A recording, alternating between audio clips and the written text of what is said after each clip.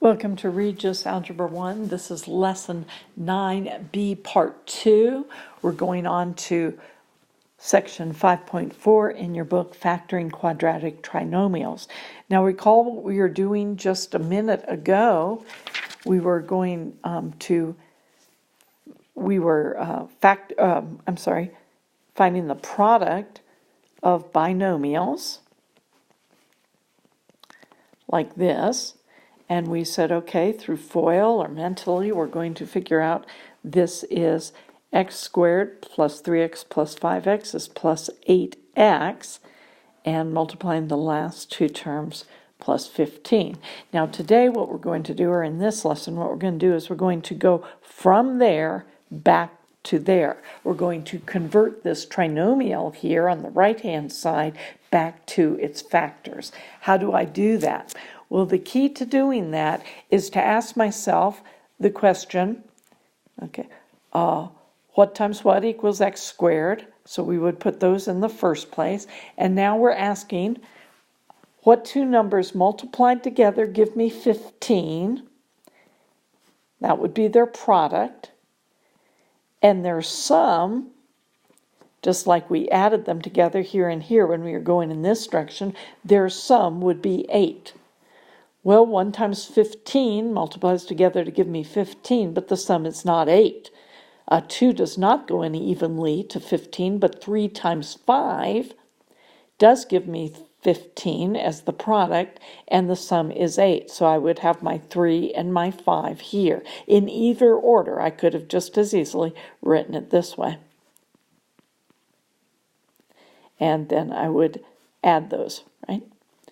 And we'll be talking about these signs a little bit more later, but for right now, that's what we need to worry about. So let's do another one. If I had this, I'm asking for what two numbers, they have a product of 10, they multiply together to give me 10, and a sum of 7. And hopefully very quickly in your mind you can come up with the idea that those two numbers would have to be 5 and 2. Again, the order here does not matter. You can check that quickly with FOIL. X squared, doing my first terms. Outer and inner would be 5x plus 2x, or 7x, and my last 5 times 2 is 10. So we would check it by doing what we had done before. So this is, normally students don't find this too difficult. Let's try a few more. X squared plus 9x plus 20. What two numbers multiply together to give me 20, and their sum is 9. And you would have what? You're thinking in your mind, well, 1 and 20 doesn't work, 2 and 10 doesn't work, but 4 and 5 does work, just like that. And that would be my answer. This is converting the trinomial into factors. Let's look at another one. X squared plus 12x plus 20. We notice we have 20 in this one also. I'm still looking for two numbers multiplied together to give me 20, but instead this time they sum to 12. And so what would those two numbers be? And the answer would be x plus 10 and x plus 2. Their sum, inner and outer, their sum is 12, and they multiply together to give me 20. Okay, so that would be the answer there. Now the next one, almost the last one here, if we had instead, well, whoops, I skipped one. What if we had x squared plus 21x plus 20? Now what two numbers do I need? And the answer would be x plus 20 and x plus 1. So you're just thinking through your products, your factors to get the product 20, and you're choosing the one that sums to the middle term. Now, we've got a different example here because they still have a product of 20, but now we have 12. Okay. Notice what we have this time is a negative 12. Okay. Well, 4 and 5 gives me 9. 2 and 10 give me 12, but now they both have to be negative. X minus 2 and x minus 10.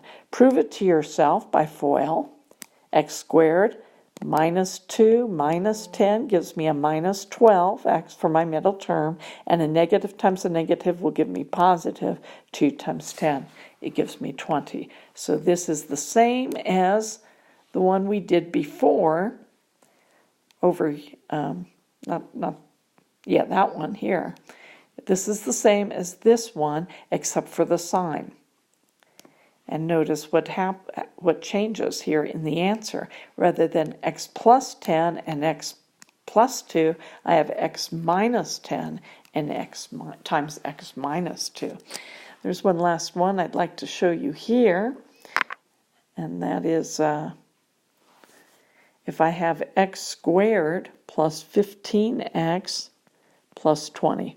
What two numbers multiply together to give me 20, and their sum is 15? Well, 1 times 20, 2 times 10, I'm writing all the factors. 3 doesn't go in evenly. 4 times 5. And once I've gotten to 5, I've got them all. And which one of these pairs sums to 15? That sums to 21. This to 12. This to 9. The answer is none. Okay, there is no binomial factoring that I can do for this. So this would be called a prime polynomial.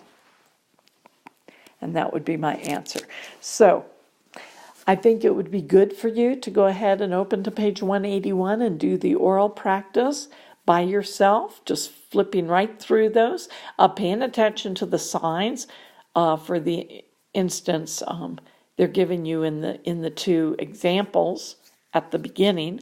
In one pair you'll have both positives, and in the next pair both negatives. So make sure you can do that for all of those, and make sure to ask me if you're struggling in any way with this. And then for 5.4, your assignment was 1 through 49 odd. The 41 through 49 is just going to be going ahead and doing your FOIL, your multiplication. You should be able to do 51, 52, 53. You don't have to do 56 or 54. That's I think you would understand that. Making sure you understand all of those. Okay, so go ahead and write 51 through 56 also, and bring those answers to class, and we'll check the even ones in class together. Actually, I'm looking at my time. Let me just go ahead and write the even ones down real quickly for that.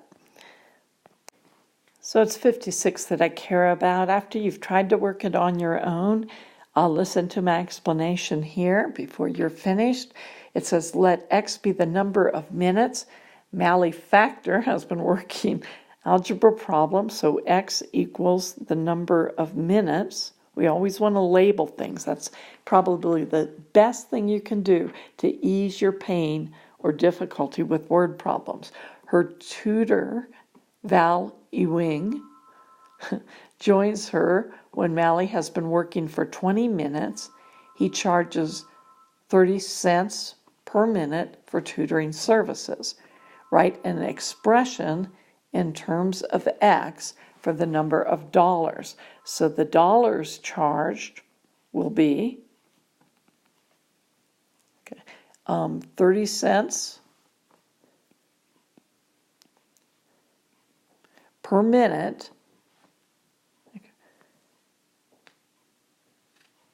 And let's see, it says, write an expression in terms of x for the number of dollars he charges her. So we would take the number of minutes she has been working, because that's the number of minutes she's working, right? And she doesn't start being tutored for the after 20 minutes. So we take away 20 of those minutes and multiply by the rest. So this is my expression right there. And that's all they're asking you for. Okay, so Again, bring any questions you might have to class. These are two very, very critical sections, and you're going to be building on them a lot, so make sure that you do your work carefully and you understand exactly what's going on for us to go forward.